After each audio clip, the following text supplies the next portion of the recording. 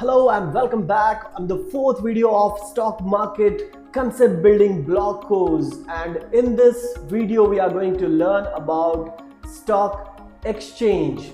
So we have learned about market and there are always shops in the market. So we have again a market called stock market. Then there should be shops of this stock market and those shops are called stock exchanges.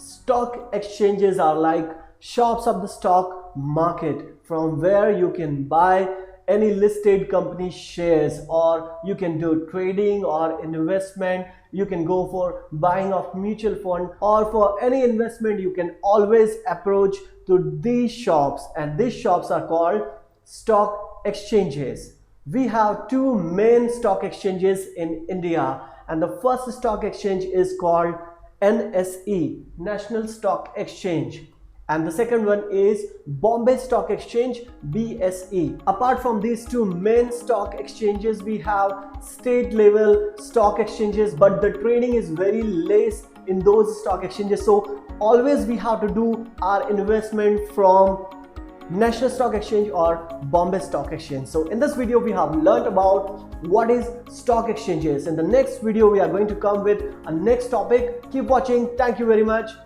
See you in the next video.